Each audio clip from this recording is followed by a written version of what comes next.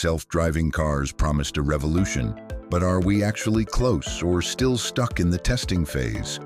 From advanced driver assistance to fully autonomous systems, self-driving tech has made real progress, but not without limits.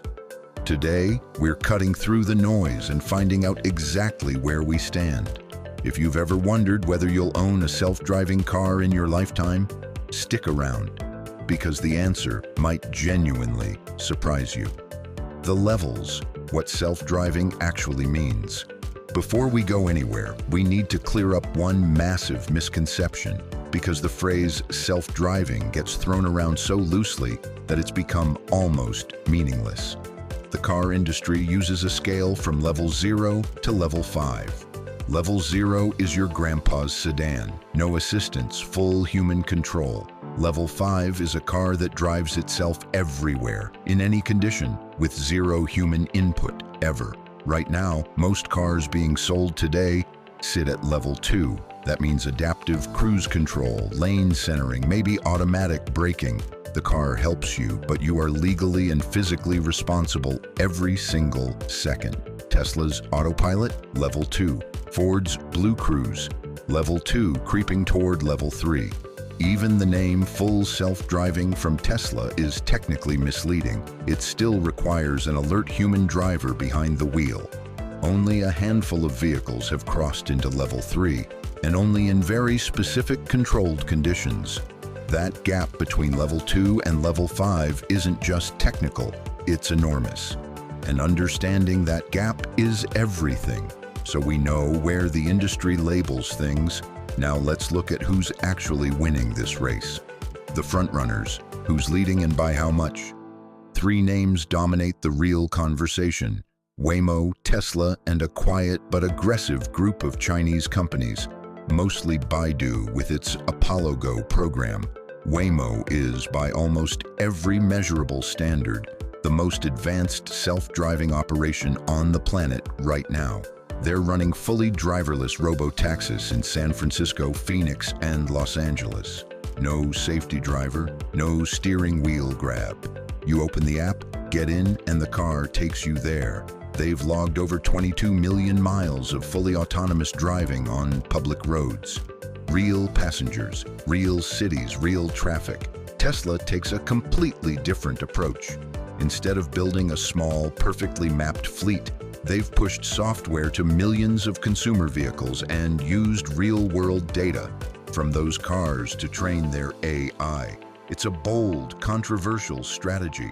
Critics say it cuts corners on safety. Supporters say it's the fastest path to true autonomy. The data collection alone is staggering. Tesla's fleet has driven hundreds of billions of miles in total, feeding the neural network constantly. Then there's Baidu's Apollo Go, already running thousands of robotaxi rides daily across dozens of Chinese cities.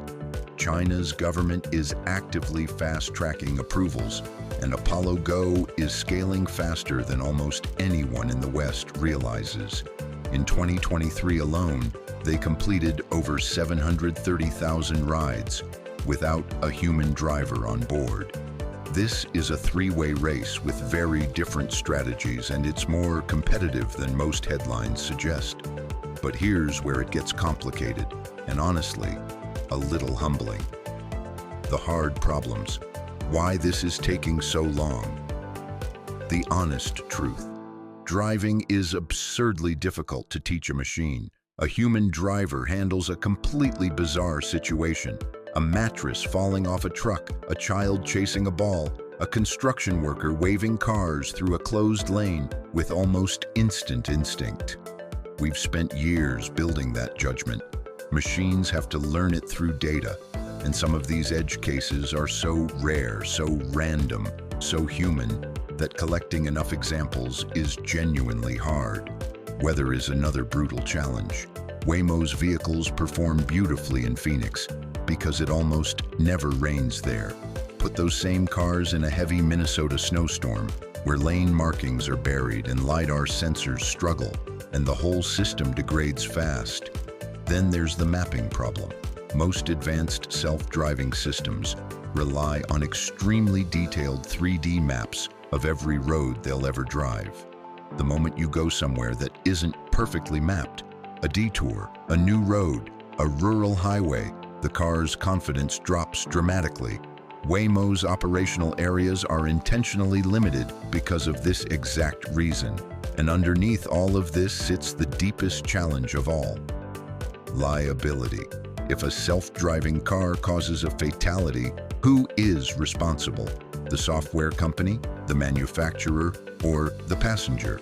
Governments around the world are still working this out, and without clear legal frameworks, deploying these vehicles at true scale remains a legal minefield. This isn't a technology problem anymore. It's a combination of engineering, law, ethics, and plain old human unpredictability, all tangled together. Here's the part that genuinely changes how you think about all of this. The human cost argument, why this actually matters. Let's step back for a second and talk about why any of this is worth caring about. 1.35 million people die in road accidents every year worldwide. That's one person every 23 seconds. In the United States alone, over 40,000 people are killed annually in car crashes, and 94% of those crashes involve human error. Distraction, fatigue, drunk driving, split-second misjudgments. A properly functioning autonomous vehicle doesn't get tired. It doesn't check its phone. It doesn't drive home after 3 drinks on a Friday night. Waymo has already released data suggesting their vehicles are involved in significantly fewer injury-causing crashes per mile than human drivers in comparable conditions.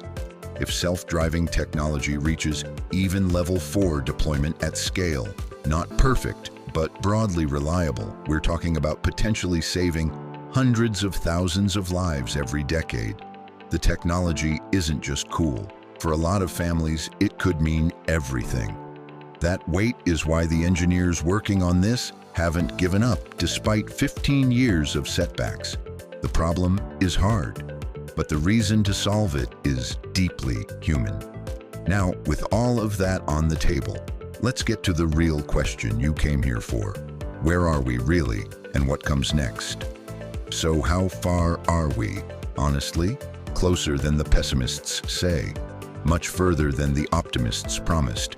Fully autonomous vehicles operating freely everywhere in all conditions.